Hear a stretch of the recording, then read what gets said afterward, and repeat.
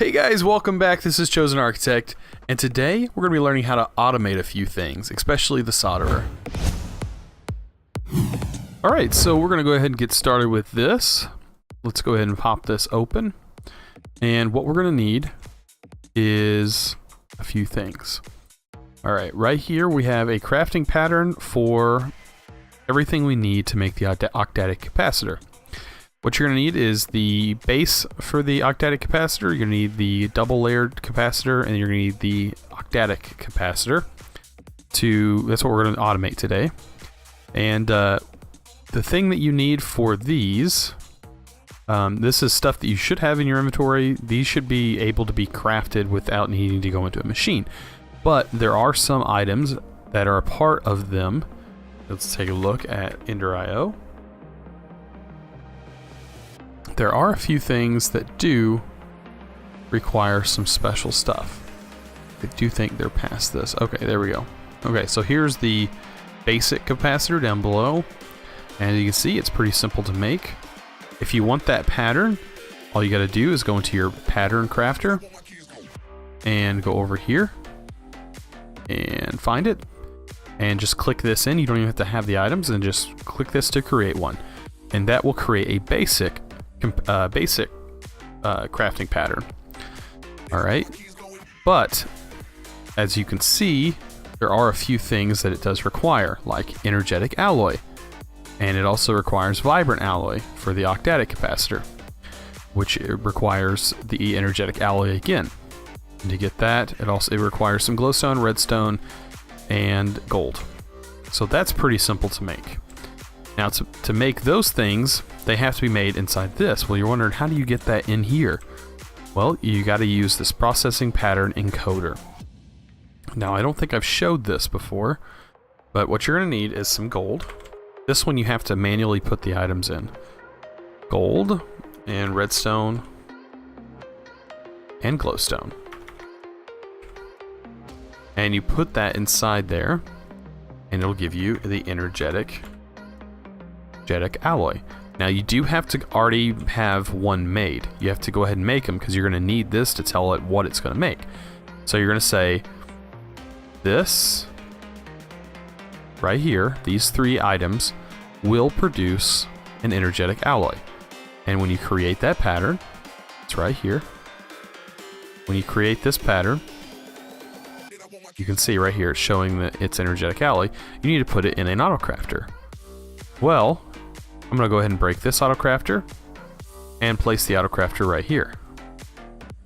Oh, it's the wrong way. So you hold shift with your wrench and place it where it's facing, where the bottom face is actually facing. As you can see, there is a face on this side right here. This side needs to be facing the item you want the items pumped into. Alright, so it's setting right here. We can go ahead and place this inside of it, but this isn't receiving any power, so we need to hook it up to the network. And to do that, we'll take this cable. Actually, we'll have to go from top. And we'll just plug it in. And as you can see, it's hooked back in and ready to go. Alright, so there's one other pattern that we need, and that's the energetic, or not the vibrant alloy. And we need some ender pearls. So we're going to need an ender pearl, and we're also going to need a vibrant alloy. We have one right there. Alright, and we're going to tell this, after we clear this, that one ender pearl and one energetic alloy is going to equal a vibrant alloy. When we craft that, we'll get a pattern for it right there. Awesome. So if we put this in here as well, now we have those two. Alright, so this is set up and ready to go. If we go ahead and click craft on those items, it will throw them in there, and then they will start to cook. Make sure this is set to alloys only. And then what you're going to need to do is have an importer, because you're going to want to import items into your system. And you're going to have the importer hooked to the side. That's how the items are going to come out. And then you're going to hook the cable back into your crafter, as this is connected to your network. Awesome. So after you do that, you need to go ahead and open up your config settings and make sure this is set to pull and this is set to push.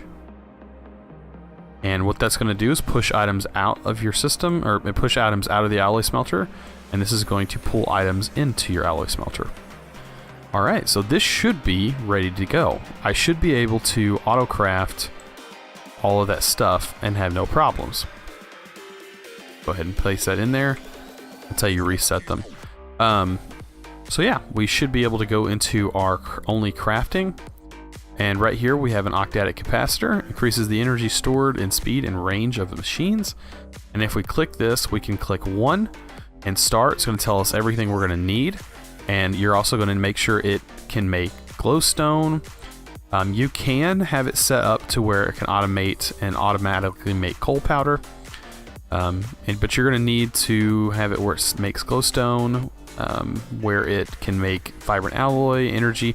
Yeah, all of these components that it needs, you're going to want it to be able to auto-craft. That way you don't have to worry about it. So let's go ahead and click that and click start, and we'll start this. And if we watch, we should be able to see that it threw our items in here to make the energetic alloy. It pulls it out, goes back into the system, and it's using it to make basic capacitors, or double layer capacitors. And the faster this happens, the faster we'll get our item. Now, it's not instant. It is with some items, but with these items, it's not going to be instant because we have to wait for the energetic alloy to cook up. Pretty sweet. So some items that require a lot of crafting and a lot of different metals to be used in it, I highly recommend auto crafting. Just like the crafting for the, oh, get out of there, for the, let's see, actually additions, I went ahead and had the energy laser auto crafted. So now if I took a look in here, the energy laser is auto craftable, which is pretty cool, because the energy laser, to be able to get things like the item laser and fluid laser, all you have to do is convert an energy laser into a fluid laser, and then the fluid laser converts into an item laser using 2000 RF per transaction. So that's pretty sweet. And if we look in there, we have an Octet Capacitor. Pretty sweet. Alright, so now that you've learned how to do the alloy smeltery, let me show you how to properly set up the solderer to automate it, now that I do know how to do that. In the previous episodes, I kind of failed, was trying to figure it out, and I thought I knew, but I didn't. Okay, so I'm going to go ahead and use the auto crafter, and I'm going to place it right here, place the solderer right there. Let's connect our cable so these two things are powered. And the problem I was having was I was trying to pull items from the side and from the top, but not the bottom. And the bottom is where it needs to be placed, and I did not know that. So let's take our importer, which you can use an importer. You can actually extract the items with item conduits and stuff like that as well. But let's hook that to the bottom and go ahead and connect this up. This is really simple to do, just like this. And let's make sure that this has all of our items in it that we want to auto-craft, just like that. And what you can do is you can set a whitelist, but I think it'll work without the whitelist now that it's set up properly. So let's go to our craftables only, and let's try to make a basic processor. And we'll start. And it should start, and once it's finished, it should suck it out of this slot. And as you can see, it's not sucking it out of here, but it will pull it out of there, and it went into the system. Awesome, so that is how you properly automate the solderer. Now, the auto crafter, it doesn't matter if it's on the top, it doesn't matter if it's on the side, it just can't be on the bottom. Actually, it may have to be on, it could possibly work on the bottom, where it pulls it out. Let's go ahead and try that, where you may not need an importer. So let's go ahead and try and hook this thing up to the bottom.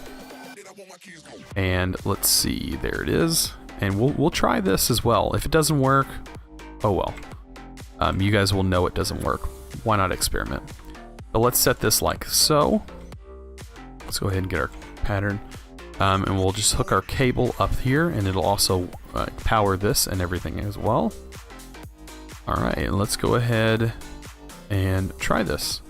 Let's throw all of our patterns in there. I think that'll work. Alright. And let's see if this thing will auto-craft. Let's see if we can even access our patterns. So we can. So let's start and see if it will automatically pull the items out. Okay, so as you can see, it's not even putting them in. So this is not how to do it. You're gonna need your crafter on the top or on the sides of the block. It cannot be on the bottom.